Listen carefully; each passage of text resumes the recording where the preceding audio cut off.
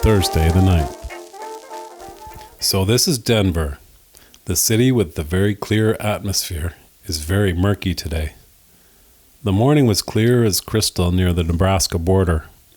I was looking forward to the clear breeze air of Denver, but the nearer I got, the mistier it became. Now it is trying to snow, but can't quite decide.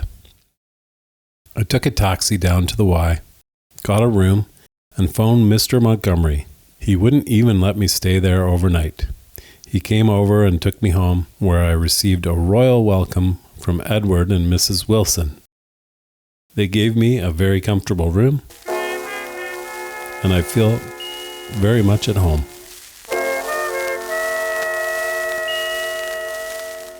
Friday the 10th. At last I know the thrill of merely seeing the mountains. But confound them, they are too far away to be anything but an optical illusion. They are only 1 or 2 miles away, but the natives say they don't even start to roll until you get 10 miles from here. Mother said, "You may be disappointed in the foothills.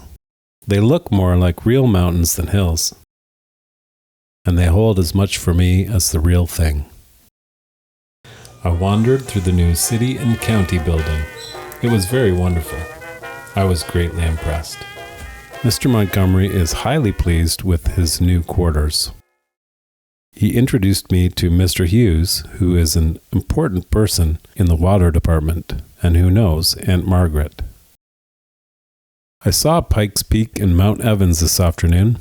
They were rather indistinct, so Edward says the atmosphere is bad today. Long's Peak is visible in clear weather. Saturday, the 11th. I went to Dr. Elliott, Uncle Howard, this morning. He is great. He says that my heart is in perfect condition and that I have nothing to worry about. He has made a verbal guarantee that when I return, I will be a new man. It was very encouraging. Elmer and his wife, Catherine, were in for dinner, 6 o'clock. They seemed to be a fine couple. She was quite pleased with my queer accent and figures of speech. A Canadian seems to be a novelty here. Elmer is the director of physical education in a high school in some town near here. Sunday the 12th. Attended an Anglican church, St. Mark's, and heard the Bishop, Johnson, preach. That afternoon, I had many a long argument with Kenneth Montgomery, a cousin of my host. He was crippled by paralysis. He is very American politically, though otherwise he seems all right. I saw a lot of Denver today, and I like it. Why? I don't know. But there it is.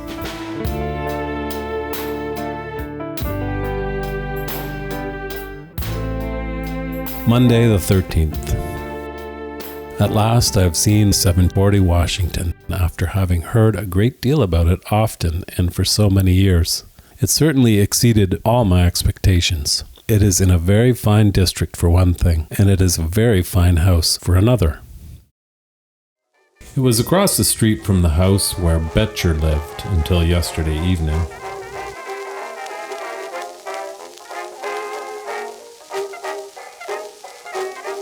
Mr. Montgomery took me over to a boarding house across the block from 740, where I engaged a room on the top floor.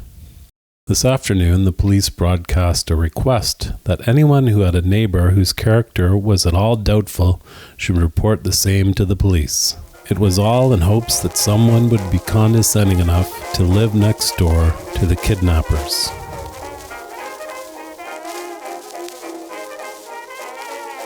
Edward drove me out to Inspiration Point, where we got what I thought was a wonderful view of the mountains. I moved into my new hangout this afternoon. There are 5 other boarders. 2 of them are girls. I will be able to tell more of them later. The boarders, I mean, not only the girls. The house was built by the Flemings, whom Aunt Margaret knew. Friday the 17th. I've done almost nothing but loaf up until today, but I have enjoyed doing just that. Today, however, Edward showed me the town. First, we went to the capital. The mountains were all very clear. We could see Pikes and Long's Peaks, and of course Mount Evans. We went up to the gallery around the dome. The view was wonderful. From the capital, we went to City Park. They have a fairly large zoo there, but all the animals were afraid of me and ran away as fast as they could, with the exception of the peccaries and one antelope. The museum will have to wait for a few days before it will receive my attention. Then we went to Cheeseman Park, where Robert used to fly his kites. They have an index to the peaks, and from the furthest north to the furthest south that I could see was 130 miles. I finished the afternoon by looking through a mausoleum.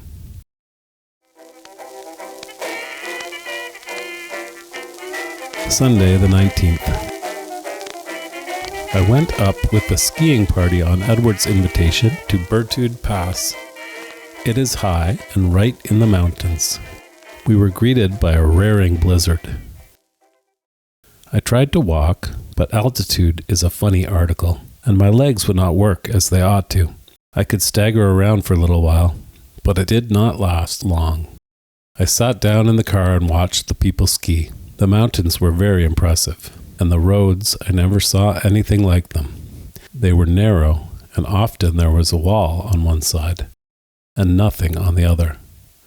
One thing that I've noticed about the States is the attitude towards Sunday. Of course, all of the drugstores are open, but also candy stores, ice cream parlors, and so on are open. There are newspapers printed on Sunday. The theaters are all open and have added attractions. The library is open, and so is the post office, though not for business. And the people try harder to live a giddy, fast life on Sunday than on any other day of the week. Monday the 20th. Very little happened today. I was recuperating. However, I went to a show and noticed the people over here do not stand up when the national anthem is being played. Tuesday the 21st. Well, I have climbed a mountain. It was only Lookout Mountain, but it was some climb. The top kept walking away as fast as we ascended. When we finally did reach the top, the various views were wonderful. The Black Range, snow-covered peaks stretched far away into the distance. Buffalo Bill's grave is on the very top. I was surprised to find that he was not really an old-timer as I understand the term. He died in 1917.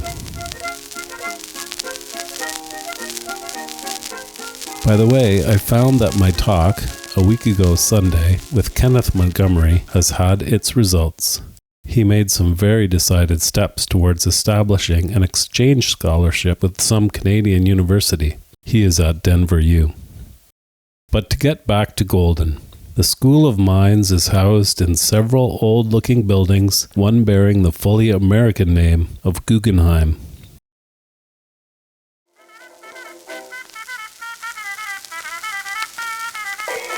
Thursday, the 23rd.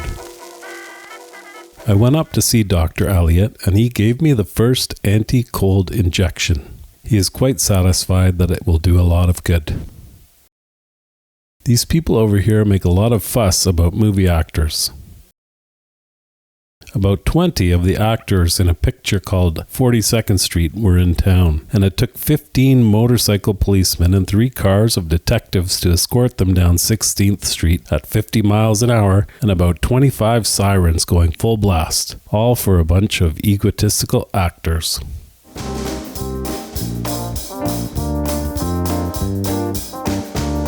Saturday, the 25th. I went for a walk in the foothills today, down along the hogback behind Green Mountain. I am not long-winded enough to go yet very far, but I suppose that will come.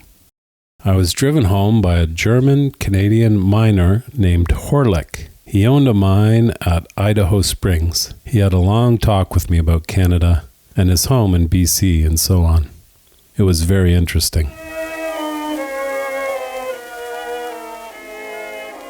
Sunday, the 26th.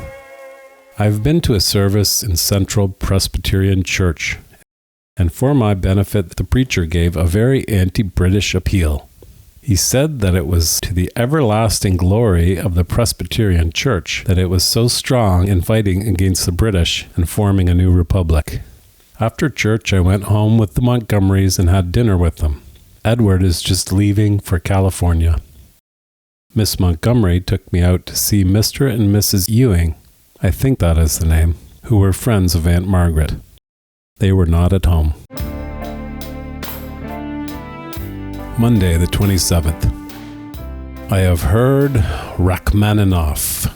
He is a long, skinny person, much too big for the piano, which he crouched over with his back arched. Mother would never let me sit that way, and even if she did, Uncle Jim would probably object. The concert was wonderful. He played the Prelude, The Invitation to the Dance by Weber and something else, and The Flight of the Bumblebee by Rimsky-Korsakov, as well as lots of pieces that I did not know. The audience was appreciative, but quite ill-mannered. There were 4 people right around me who talked whether he was playing or not, and I was sorely tempted to tell them to shut up.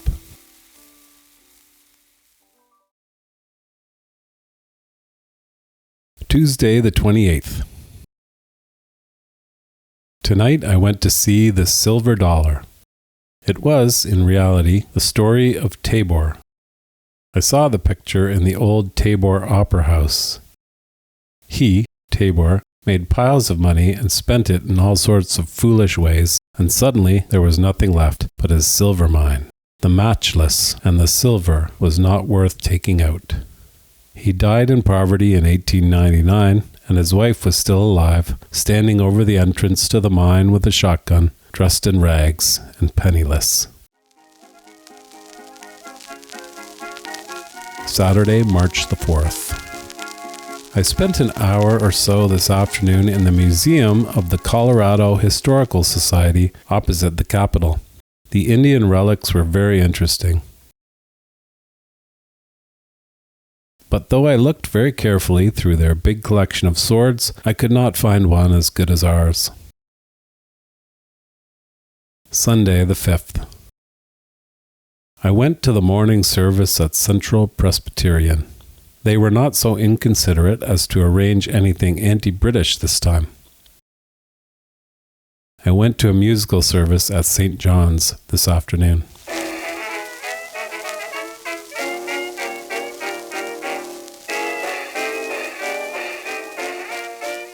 Monday, the 6th. Uncle Howard broke a needle in my arm. You see, I'm getting tough. I have decided to postpone my departure from Denver for a week at least in order to finish the treatments on my arm. 3 more injections will finish it.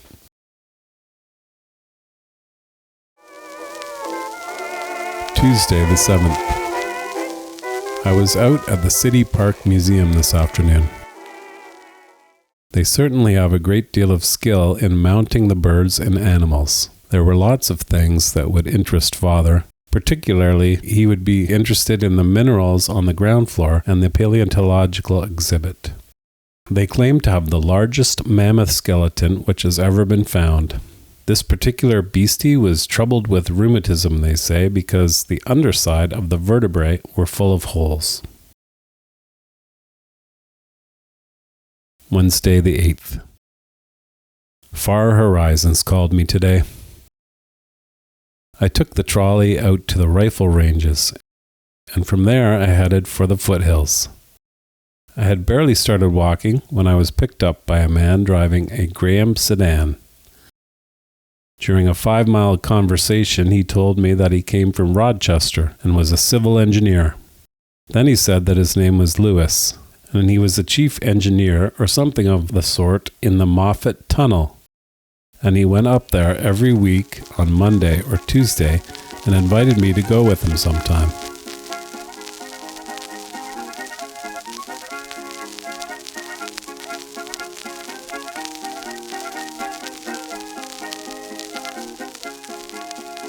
He left me at the road which goes from the highway to Morrison, south along the west of the Hogback.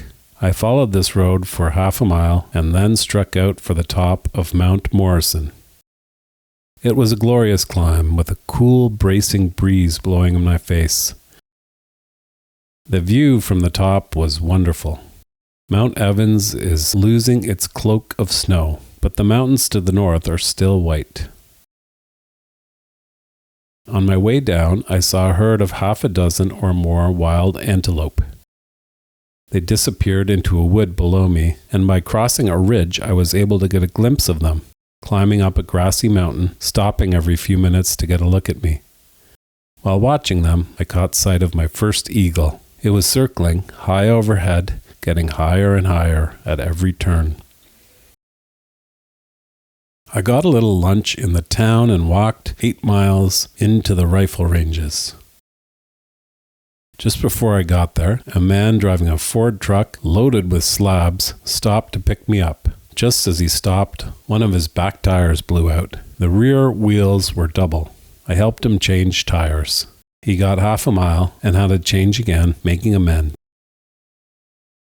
When I finally did get back to the boarding house, I was an hour late. Still, dinner was waiting for me, and I ready for it. Friday the 10th. I had dinner, 7 o'clock, with Uncle Howard and Aunt Eleanor. It was a very pleasant meal, and I had a pleasant evening after it. Saturday the 11th.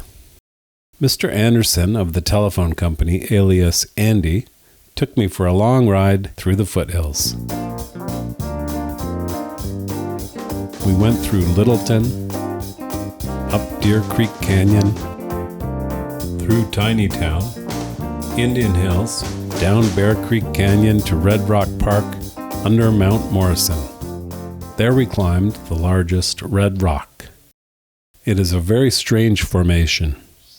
These rocks are sandstone, red, in shafts varying from 10 feet to 10 inches, jutting out of the ground at an angle of 30 or 45 degrees up to the west. They are in a straight line, almost, north and south, between the Hogback, an abrupt ridge along the edge of the plains and the lower foothills. I took a picture of one of the rocks to show Father. The visibility was marvelous today. We could see about 120 miles. Long's Peak was very clear. All the ridges stood out very plainly. Sunday the 12th. I was at Central Presbyterian again today. It was the evening service and almost entirely musical. Entirely except for an appeal for money. Monday the 13th. Today, Uncle Howard advised me to wait in Denver for a couple of weeks to get lots of the anti-cold system soaked up. Tuesday the 14th. I read Twixt Land and Sea by Conrad. If I ever read anything else by Conrad, it will be strongly against my will. What's the use of living if life is as bad as he says it is? But it isn't. Thursday the 16th. Today I decided to get a picture of the Civic Building. I wanted the tower framed by a couple of the columns in the Greek amphitheater. While I was taking it, one of the countless unemployed who hold down the benches came over and started to tell me that he was intensely interested in photography. It turned out that he was very deaf, and when he spoke to me in a whisper, I replied to him by writing on the back of an envelope. We conversed that way for a long time. He was a very interesting person and exceedingly cheerful for one with such an affliction. Friday the 17th. Today I had a big injection from Uncle Howard. It may be the last, but I don't know. This evening, it snowed very hard, but the temperature was high, so it was wet. Saturday, the 18th. It was a very sloppy day, and a fine day to be inside. It snowed again, and was wetter than ever. Sunday, the 19th. I walked to church this morning against a sleet storm. I felt very much at home because there was a frantic appeal from the pulpit for money. There is very little formality in the church services here. Mr. Anderson will mention members of the congregation by name during the sermon. Then the benediction is new each Sunday, being a queer sort of affair. His prayers are long, thorough, and he prays for the whole world, taking about 15 minutes to do it in.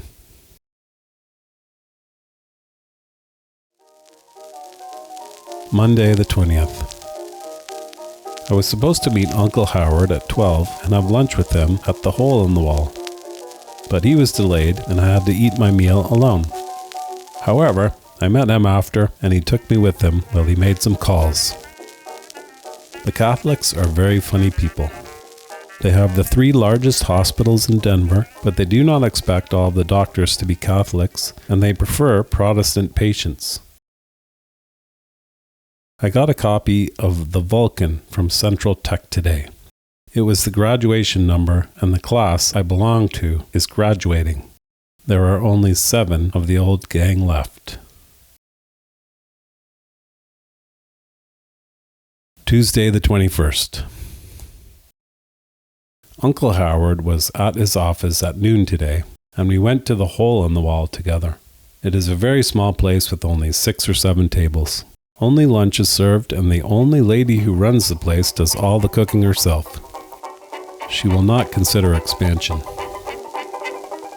I spent most of the afternoon shopping and inquiring for rates, etc. to Colorado Springs.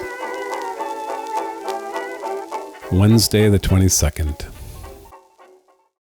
I wandered through Cheeseman Park this afternoon and took a picture of Pike's Peak from the bunch of pillars with a roof over it. I do not know what the real name is, but Mother and Robert will know what I mean. Thursday the 23rd. I saw Rasputin and the Empress today.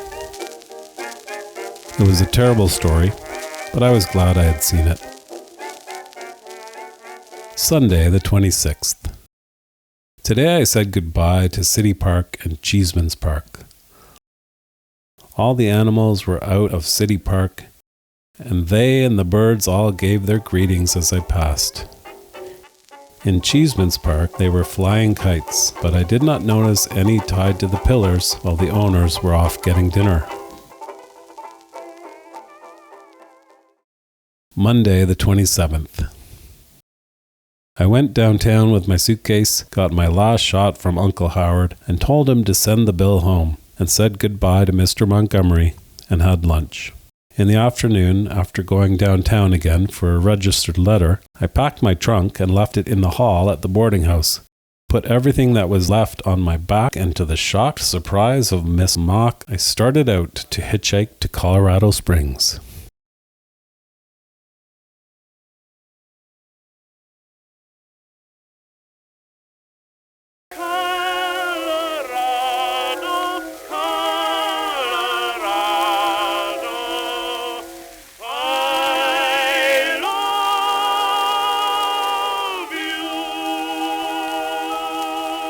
Wednesday the 17th. At 1:30 this morning, I landed at Colorado Springs Y, got my mail, and pulled out for Denver. By 4 I was getting to sleep in the Denver Y. At 8:30 I got up with considerable effort, had my breakfast, and went over to the spot where I was supposed to meet the man who drove us in and get my luggage. He looked after it while I ambled over to the Denver National and cashed my money order. He helped me look for my boarding house. 765 Clarkson turned out to belong to somebody else, and I was told that Miss Mock was at 940 Pennsylvania, which number did not exist. Finally, I telephoned and found out that the correct number was 1040 Pennsylvania. There was a room ready for me when I arrived, and as soon as I saw it, I took it without further comment. Later, I was my old self again, in a real suit for the first time in over 3 weeks, with an exasperated barber trying to figure out the why and wherefore of my sorry-looking head of hair. Mr. Montgomery and Edward gave me a royal welcome when I arrived in the office of the North Colorado Irrigation Company. This evening I was too tired to sleep, so I went out to Elitch Gardens with Andy and did not get home until midnight. Thursday, the 18th. Needless to say, I slept most of the time. This cheap traveling business may be all right in some ways, but it does not allow for much sleep. Friday, the 19th. I just finished The Rock and the River by Ralph Connor, and I feel very patriotic. It is a good book. Monday, the 22nd. I saw Uncle Howard today, and he seemed to think that I was in fine condition. Mr. Montgomery was out today and evaded me the 2 times I went in. He is not very satisfactory when it comes to finding him when you want him. Uncle Howard is more satisfactory. Wednesday, the 24th. I went for a walk to Cheeseman Park before supper, and therein lies the long story. Up at the east end of the park, on a high hill, is a sort of stone pavilion, and in that there is a mountain index which names and indicates all the larger peaks within sight of the spot. As I looked up this, I began to feel sorry for myself. Here was I, traveling in the land of mountains for 4 months, just about to leave for home, and I had never climbed a real mountain. True, it was not a very good time of year for mountain climbing, but still, that was no excuse. But somebody broke in on my thoughts. "Visibility is bad today," said a deep voice coming from a spot very close to my ear. I turned around and found myself facing a young man of about 25 who was gazing wistfully at the peaks. We struck up a conversation which revealed these facts. He had a car of his own, and he was interested in mountaineering, but he had no company. And I was interested in mountaineering and had no car. Then and there we made an agreement to go up to the top of Berthoud Pass and climb one of the peaks together, probably next Friday. He does not know any more about me than the name and address of my landlady, and I do not even know his name. Thursday, the 25th. The morning was very quiet, but not so the afternoon. First I saw Uncle Howard, and he said I was in perfect condition, and come on over to the house for dinner Saturday evening. Then I went over to see Mr. Montgomery, who gave me Miss McDonald's address, and invited me over to his house for supper tonight. I hopped a streetcar and headed for Miss McDonald's house. She gave me a royal welcome, and we spent the afternoon, or rather what was left of it, conversing about California, Hitler, Canada, and so on. Then we went over to the Montgomerys together. When I finally did leave that part of the city, Bon Voyage were ringing in my ears, and I was almost wishing that I was not going so soon. Back at the boarding house, there was a message for me to call a certain number. It turned out to be my friend, the mountaineer, who suggested trying a bit of mountain climbing tomorrow. I am to be ready soon after 6 a.m. Friday, the 26th. 6 a.m. found me ready, and in half an hour I was on my way to the mountains with my friend, Charles Hendy by name, and his old Ford touring car. We left the car at the bottom of Berthoud Pass. That was 11,000 feet high, a few hundred feet below timberline. The snow was away down from its highest level. It was only 15 feet deep. In winter it is 30 feet or more, and in summer there is none. There was a good crust on the snow, so climbing was not difficult. Past timberline, about 12,000 feet altitude. The grade was very steep. We could only go about 15 feet a minute, and we had to stop every 20 minutes for a 10-minute rest. Our climb was from the pass up to a saddle 200 feet above the timberline, and from there up a ridge about 1.5 miles along to Aries Peak, 13,345 feet above sea level. The higher up we got, the easier was our path, and the more easily we became winded. There were snow cornices all along the side of the ridge away from the pass, which was on the west side. The side of the mountain below the cornices was very steep. The angle was about 70 degrees. The top of the mountain, like so many of them, was flat. Up there the temperature was about 0 degrees Fahrenheit, but we did not feel the cold at all. The view was marvelous. We could see the Continental Divide like a long wall stretching from our feet away to the north and curving a little to the west. The farthest mountains visible were in Wyoming, about 120 miles from where we were standing. All the large mountains were covered with snow, but 2,000 or 3,000 feet below the timberline, the valleys were green and spring was in the air. To the east, about 60 miles, lay the plains, green, almost brown, under the heat of the summer sun. There is no spring in the plains. West were more mountains, in short ranges, all on lines running north and south. South of us were the great peaks, Grays, Torreys, Pikes, Evans, and many more. It was very strange to leave this land of snow and go through the green valleys where spring was in the air, then on to the plains where it was pitifully dry and quite hot. Saturday, the 27th. This morning when I woke up, I was quite aware that my face was flaming. It was agony to touch it. The mirror revealed a complexion about the color of a cooked beet. I could not wash it. I put a kind of cold cream on it, and it felt uncomfortable. This was snowburn. Miss MacDonald called for me at about 9 in her car and took me away to Boulder. The country we passed through was almost like Ontario. Boulder is an attractive university town with little else to recommend it. After lunch, a certain Jim Montgomery drove us up Boulder Canyon and through the surrounding country. The mountain roads are certainly beautiful. We passed through all sorts of climate, from late spring down near Boulder to very early spring, pussy willows and snow up the higher valleys. I saw the Barker Dam, from which Boulder draws its water supply and gets its power. Then all through the country, there are mines where tungsten is taken out. I got back to Denver just in time to get over to Uncle Howard's apartment for supper. I had a fine meal and a lot of good wishes for a happy homecoming. Sunday, the 28th. I rested as much as I could. Tomorrow and the ensuing days will be hard. Charles Hendy came over in the evening with his fiancée to look at my negatives and to show me his. We spent a very pleasant evening. The young lady, Miss St. Clair by name, is quite interesting. Monday, the 29th. I spent the morning packing and talking to Charles Hendy. At 2 in the afternoon, I was called for and taken to the bus station. The bus was not very uncomfortable, but quite crowded.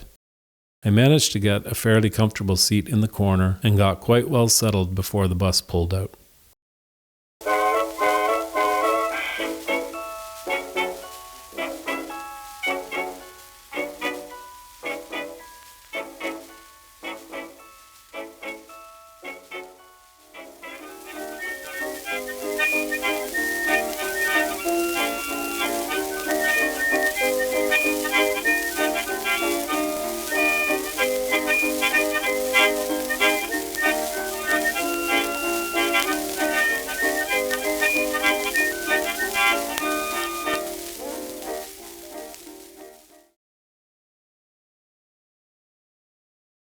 Hey everybody, it's Steve Welch. Thanks for checking out the documentary. My great uncle Ruthven Calhoun McNairn. This 4-month amazing journey in 1933. It was really fun making the movie. But it took me a while to figure out a lot of the things and get the context. So I've written a book in partnership with my great uncle Ruthven. I wrote the introduction and footnotes to give context to the diary, the people, places, and things that he saw along the way, and give a little color to the era, 1933. So check that out.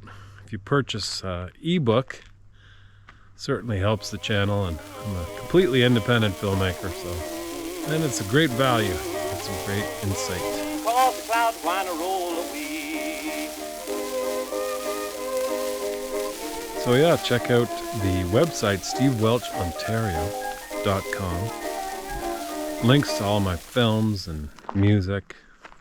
If you sign up for my newsletter, you get a free download of my latest album, Songs to Save Your Life. So check it out. Thanks for the support. Thanks for your interest. I would love to see comments. How did the movie strike you? What resonated with you? Comments are welcome. Peace out. Oh, the clouds wanna roll away. Oh, the clouds wanna roll away. Now I don't care how hard it rains, cause the clouds wanna roll